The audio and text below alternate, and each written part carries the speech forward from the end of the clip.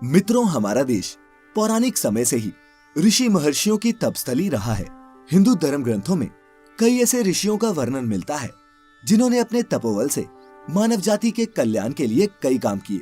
वहीं कई ऋषि ऐसे भी हुए जिन्होंने स्वर्ग की अप्सराओं के प्रति अपनी काम वासना के चलते अपना तपोबल खो दिया। आज की इस वीडियो में हम आपको ऐसे ही एक ऋषि की कथा बताने जा रहे हैं जिन्होंने करीब 1000 वर्षों तक एक अप्सरा के साथ भोग विलास किया। क्या है पूरी कहानी, आइए मिलकर जानते हैं। नमस्कार दर्शकों, और द डिवाइन टेल्स पर आपका एक बार फिर से स्वागत है। पौराणिक काल में वेदों के ज्ञाताओं में श्रेष्ठ और महान ऋषि कंडू हुआ करते थे, जिनका आश्रम गोमती नदी के तट पर था। एक बार की बात है कि ऋषि कंडू ने घोर तपस्या करना शुरू किया। वो तपस्या में इतने लीन हो गए कि उन्हें किसी भी चीज का आभास होना बंद हो गया। इस तरह ऋषि को तपस्या में लीन देखकर देवराज इंद्र हमेशा की तरह घबरा गए। उन्हें ये डर सताने लगा कि कहीं ऋषि कंडू उनके स्वर्ग का सिंहासन छीन न ले। इसी डर के परिणाम स्वरूप इंद्रदेव ने ऋषि कंडू की तपस्या भंग करने के लिए प्रमलोचा नाम की अप्सरा को पृथ्वीलोक भेजने का निश्चय किया। प्रमलोचा भी अप्सराओं में अप्सरा थी। तीखे नैन नक्श, गठीला बदन और हंसी जो देवताओं को भी आकर्षित कर दी। एक संध्या नृत्य के बाद इंद्र ने प्रमलोचा को अपने पास बुलाया और उस भला की खूबसूरत अप्सरा को अपनी योजना बताई। बिना कोई भी प्रश्न किए प्रमलोचा इंद्र की योजना के मुताबिक पृथ्वीलोक के लिए प्रस्थान कर गई। प्रमलोचा सीधे वहीं पहुंची जहां ऋषि कंडू अपनी तपस्या में लीन थे। प्रमलोचा ने अपनी शरारतों से ऋषि कंडू का ध्यान भंग कर दिया और जैसे ही ऋषि की नजर अप्सरा प्रमलोचा पर पड़ी, ऋषि कंडू उसके रूप और सौंदर्य को देखकर उस पर मोहित हो गए और उसे अपने साथ लेकर मंदराचल पर्वत की गुफाओं में चले गए। ऋषि कंडू प्रमलोचा के सौंदर्य में ऐसा खो गए कि वो गुफा के अंदर ही 100 से भी ज्यादा वर्षों तक अप्सरा प्रमलोचा के साथ भोग विलास करते रहे। फिर अचानक एक दिन अप्सरा प्रमलोचा ने ऋषि कंडू से कहा कि हे ऋषि, अब मैं स्वर्गलोक वापस जाना चाहती हूँ, इसलिए आप मुझे खुशी खुशी विदा कीजिए। अप्सरा के मुख से जाने की बात सुनकर ऋषि उदास हो गए और उन्होंने कहा, हे देवी, अभी थोड़ी देर और रुक जाते तो अच्छा होता। ऋषि को उदास देखकर अप्सरा पृथ्वीलोक पर और रुकने को मान गई और फिर ऋषि कंडू ने अगले 100 वर्षों तक भी उसी गुफा में अप्सरा के साथ भोग विलास किया। फिर 100 वर्ष बाद एक दिन फिर प्रमलोचा ने ऋषि कंडू से कहा, हे मुनि, मुझे पृथ्वीलोक पर आए बहुत समय हो गया, अब तो आप मुझे स्वर्गलोक जाने की आज्ञा दें।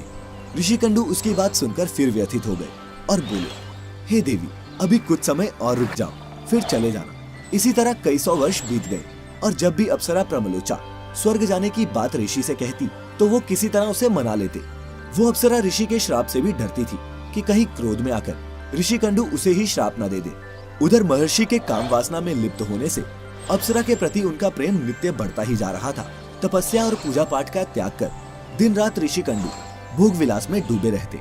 फिर एक दिन की बात है कि ऋषि कंडू बड़ी तेजी से अपनी कुटिया से निकल रहे थे कि तभी प्रमलोचा उनके पास आई और पूछने लगी, हे मुनि, आप कहाँ जा रहे हैं? तब ऋषि कंडू ने जवाब दिया, हे बद्रे, दिन अस्त हो चुका है, अतः मैं संध्योपासना करने जा रहा हूँ।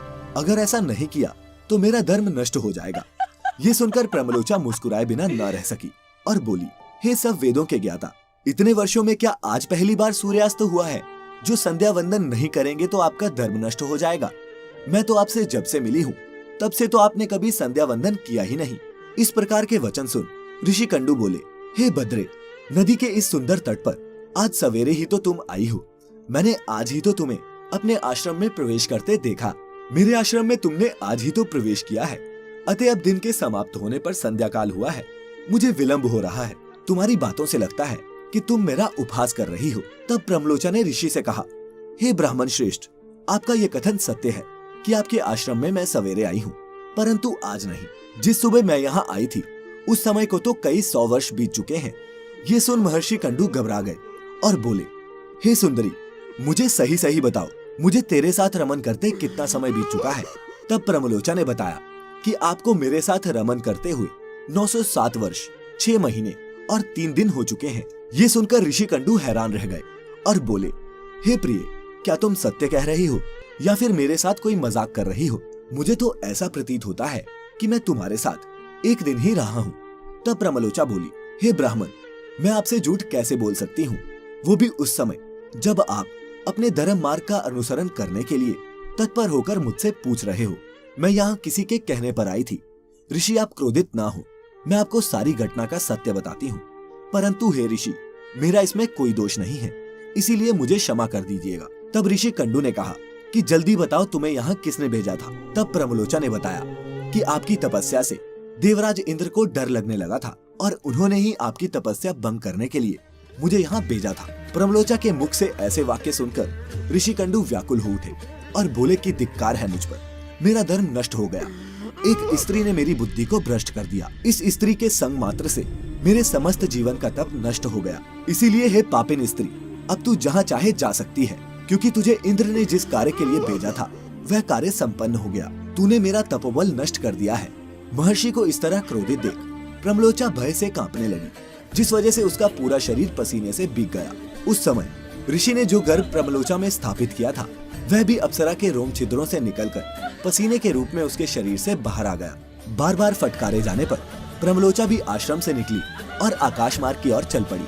प्रमलोचा का पसीना वायु ने इकट्ठा किया और वृक्षों ने उसे ग्रहण किया।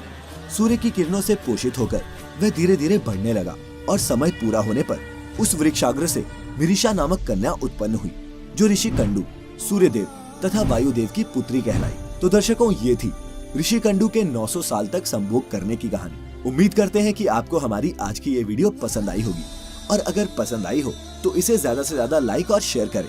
साथ ही हमारे YouTube channel the divine tales को अभी सब्सक्राइब कर लें और लाइक करें हमारा Facebook पेज भी। आज की इस वीडियो में फिलहाल इतना ही। आपका एक बार फिर बहुत बहुत शुक्रिया।